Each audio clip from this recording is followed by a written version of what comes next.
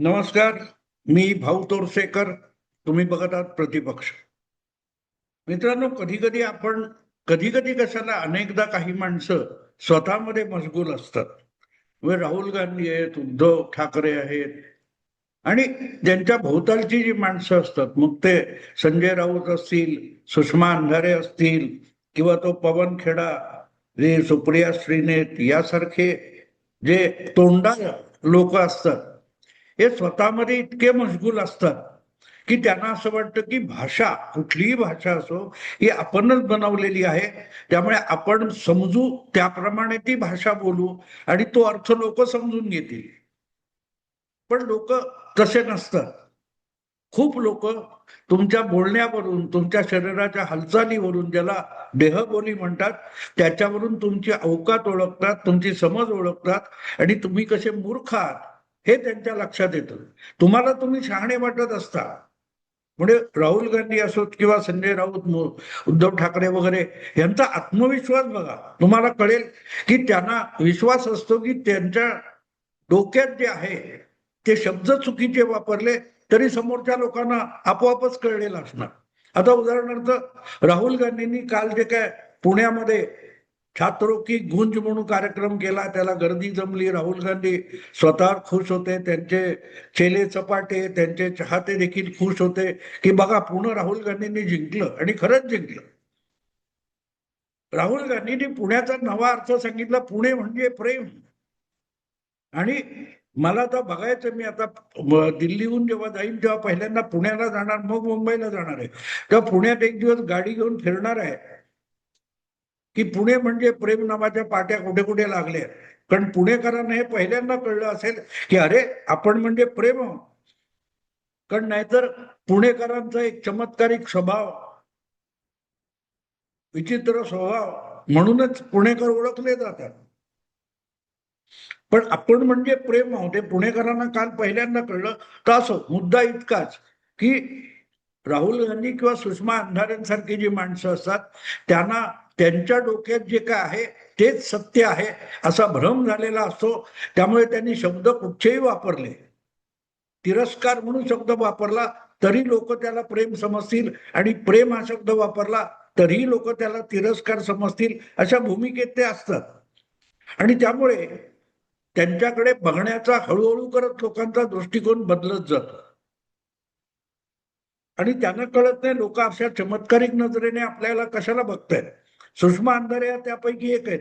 मी अलीकडल्या काळात सुषमा अंधारेंचा उल्लेख किंवा त्यांच्याविषयी व्हिडिओ अजिबात केला नव्हता. पण हळूहळू माझ्या लक्षात आलं की हे गंभीरपणे घेण्याचं प्रकरण नाहीये. आपल्याला फार मोठी अक्कल आहे अशा थाटामध्ये त्या ज्या बोलतात, त्यामुळे त्यांच्या इतका मूर्खपणा कदाचित संजय राऊत पण करत नाही. असो, तर काल माझं लक्ष सुषमा अंधारेंनी जे वेधून घेतलं, राहुल गांधींच्या कार्यक्रमाविषयी सुषमा अंधारेंनी व्यक्त केलेली प्रतिक्रिया जी आहे ती माझ्या कानात गुंजते आहे की मन की बात ऐकून कंटाळा आला होता. आज बऱ्याच दिवसांनी आवडलं, जन की बात ऐकली. म्हणजे राहुल गांधी जे काय बोलले ती जन की बात आहे असं त्यांना सांगायचं होतं. बाकी मोदी आपल्या मनातलं आहे तेच बोलतात, त्याच्यात जनतेचा संबंध नसतो. पण थोडी जनता परत मोदींनाच मत देते ना, राहुल गांधींना मत देत नाही. त्यामुळे जन की बात म्हणजे काय हे सामान्य माणसाला कळतं. मोदी ज्या वेळेला बोलतात, ज्या वेळेला वागतात, म्हणून ते कॉक्रोच जनता पार्टी वगैरे नाटक रंगलं सगळं. आणि एक दिवस नरेंद्र मोदींनी अचानक रात्री अवेळी एक आपला काय तो उभा असा व्हिडिओ टाकला, काय ते इंस्टाग्रामवर, आणि कॉक्रोच जनता पार्टीलाही कुठेतरी मागे ढकलून देत त्यांनी रेकॉर्ड ब्रेक एवढे फॉलोअर्स आणि लाईक्स मिळवले. जर नरेंद्र मोदी यांना कुठल्याही वयोगटातल्या लोकांचं मन कळतं याची ती सगळ्यात मोठी साक्ष आहे. आणि म्हणून ते मन की बात म्हणतात तेव्हा ती त्यांच्या मनातली गोष्ट नसते, तर ती ऐकणाऱ्याच्या मनातली गोष्ट असते. हे विसरून चालणार नाही. मोदींना एक कळतं की आपण कोणासमोर बोलतोय आणि कोणासाठी बोलतोय.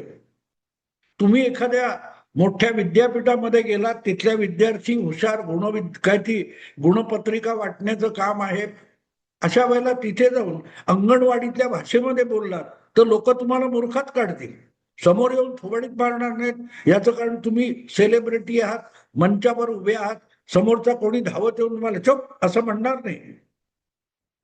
पण समोर बसलेल्याला एवढी अक्कल असते की हा कोणासाठी बोलतोय.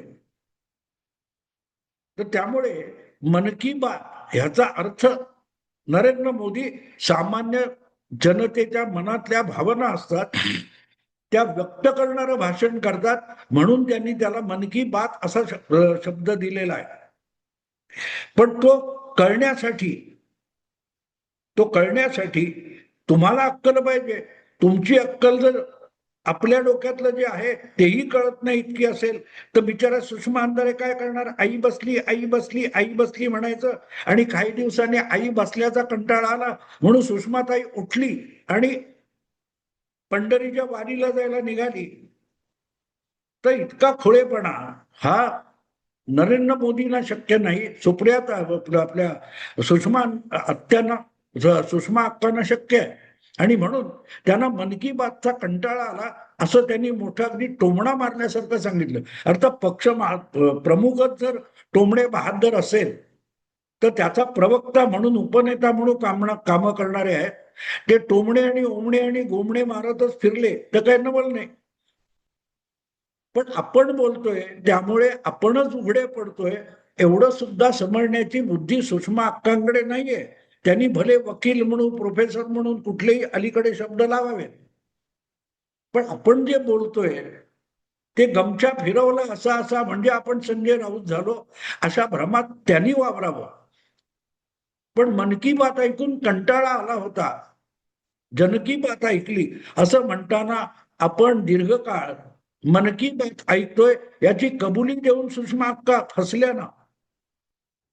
कारण नरेंद्र मोदी हे 2014 मध्ये पंतप्रधान झाले आणि 2014 पासून त्यांनी हळूहळू करत मला वाटतं 1-2 महिने गेले असतील आणि त्यांनी रेडिओवर महिन्याच्या अखेरच्या शनिवारी किंवा रविवारी मन की बात हा थेट लोकांशी संवाद साधण्याचा कार्यक्रम सुरू केला ऑल इंडिया रेडिओवर.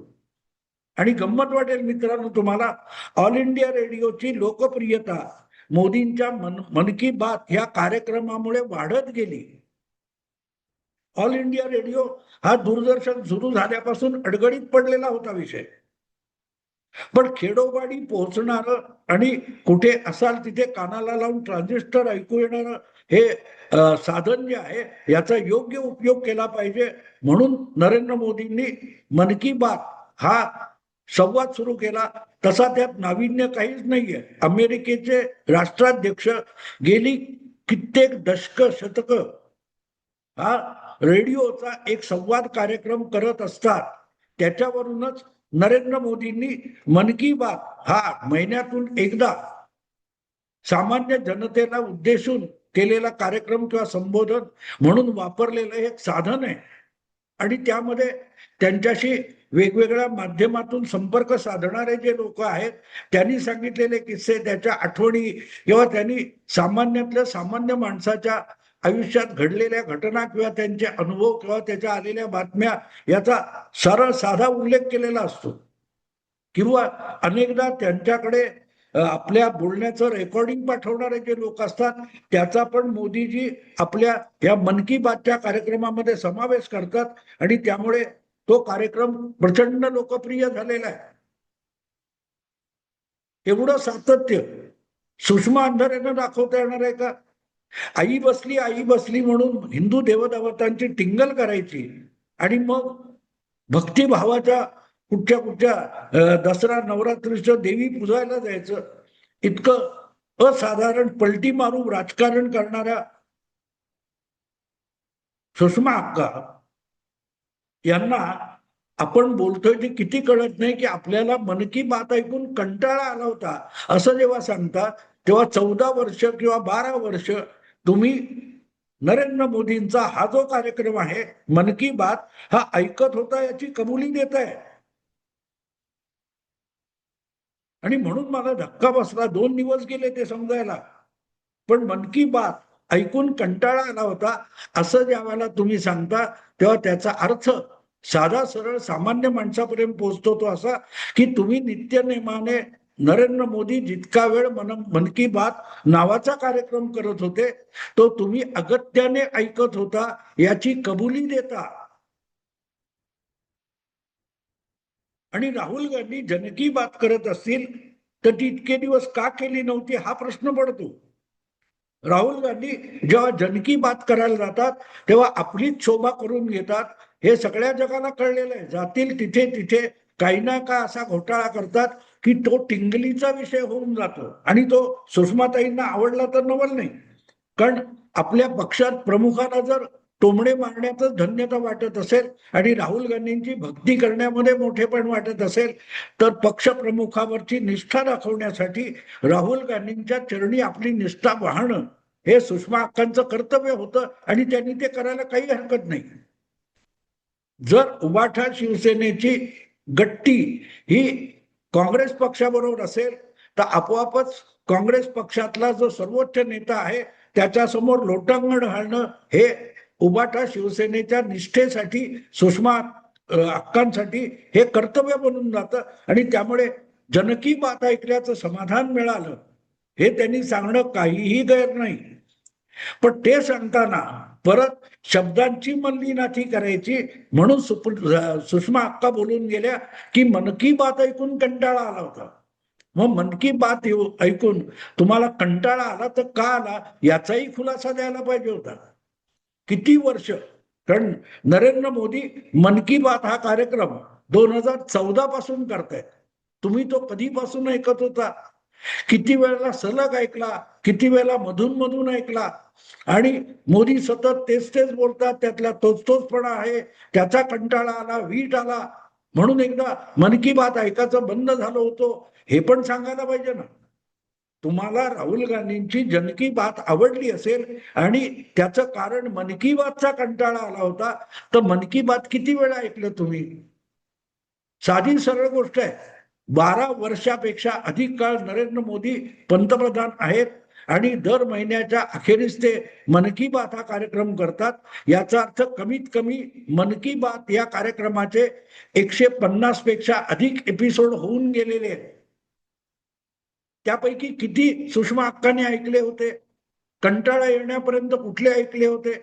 कारण आता ही एक सोय आहे, त्या युट्यूब आणि डिजिटलमुळे एक मोठी सोय झालेली आहे की जे काय तुम्ही डिजिटली बोलून गेलेला असाल ते ऑन रेकॉर्ड मिळतं तुम्हाला युट्यूबवर किंवा इतर डिजिटल डेटामध्ये ते साठवून ठेवलेलं असतं, सेव्ह केलेलं असतं. त्यामुळे तुम्हाला पाहिजे तेव्हा 10 वर्षापूर्वी सुद्धा नरेंद्र मोदींनी मन की बातचा जो कार्यक्रम केलेला आहे तो तुम्हाला आज सुद्धा मिळू शकतो. आणि मग असा प्रश्न पडतो की सुषमा अक्कांना मन की बातचा कंटाळा आला तर त्यांनी त्यापैकी एक एक एपिसोड किती वेळा ऐकलाय आणि इथे कंटाळा करतो. कंटाळा याचा अर्थ असा होतो की एखादी गोष्ट परत परत परत परत तीच तीच होत असेल तर आपल्याला कंटाळा येतो. कंटाळा येतो. आणि सुषमा अक्कांनी जर मन की बातचा कंटाळा येण्यापर्यंत तो रेडिओ कार्यक्रम ऐकलेला असेल याचा अर्थ सुषमा अक्का या उबाठा सेनेत राहून भाजपला शिव्या घालून सुद्धा अगत्याने नरेंद्र मोदींचा मन की बात हा कार्यक्रम नित्यनेमाने ऐकत होत्या. नित्यनेमाने ऐकत होत्या आणि कंटाळा येण्यासाठी एक एक एपिसोड मन की बातचा त्यांनी कमीत किमान 4 वेळ, 5 वेळ, 7 वेळ, 10 वेळ, 12 वेळ ऐकलेला असणार. त्याशिवाय कंटाळा येईल कसा? आम्हाला बालपणीची मला आठवण येते की पिठलं एखाद दिवशी बरं लागतं पण रोज रोज पिठलं केलं की तोंडाची चव जाते. म्हणून आम्ही पोरं म्हणायचो पिठले पिठले मन विठले. तेव्हा सुषमा अक्कांना जर मन की बात ऐकून कंटाळा आला होता याचा अर्थ मन की बातचा एक एक एपिसोड सुषमा अक्कांनी 2दा किंवा 3दा ऐकलेला असेल, 10 वेळ सुद्धा ऐकला असेल, त्याखेरीज कंटाळा येणार नाही. आणि मी सुद्धा मोदी मला आवडतात, मोदी भक्त म्हणून मला लोक बोलतात, मला त्याचं अजिबात दुःख नाही. पण मी मोदींचं कुठलंही भाषण 2-2दा 3-3दा ऐकत नाही. तेव्हा कंटाळा येण्यासाठी सुषमा अक्कांनी जी तपस्या केलेली आहे, मन की बात कार्यक्रमाचे 2-2दा 3-3दा 10-10 वेळाला जर त्यांनी एक एक एपिसोड ऐकला असेल तरच त्यांना कंटाळा येणार. आणि ज्या अर्थी कंटाळा आलेला आहे त्या अर्थी अतिशय मेहनतीने सुषमा अक्का मन की बातचे कार्यक्रम परत परत ऐकत असणार. आयला सुषमा अक्का, सुषमा अंधारे या थेट मोदी भक्त निघाल्या ना. आणि बिचारे मोदींचे समर्थक, आमच्यासारखे मोदींचे चाहते सुषमा अक्कांना रोज तो शिव्या शाप देत होतो, त्यांची टिंगल करत होतो, त्यांच्यावर टीका करत होतो, त्या मोदी विरोधक आहेत म्हणून. पण प्रत्यक्ष सुषमा अक्का या मोदींच्या मनकी भक्तच्या इतक्या मनपूर्वक भक्त निघाल्या की मी चकित झालो. सुषमा अक्कांच्या त्या वक्तव्याचा अर्थ शोधता शोधता मला धक्का बसला. आयला सुषमा अक्का मोदी भक्त निघाले. असो मित्रांनो, विषय आवडला लाईक करा, शेअर करा आणि प्रतिपक्षाला सबस्क्राईब करा. नमस्कार.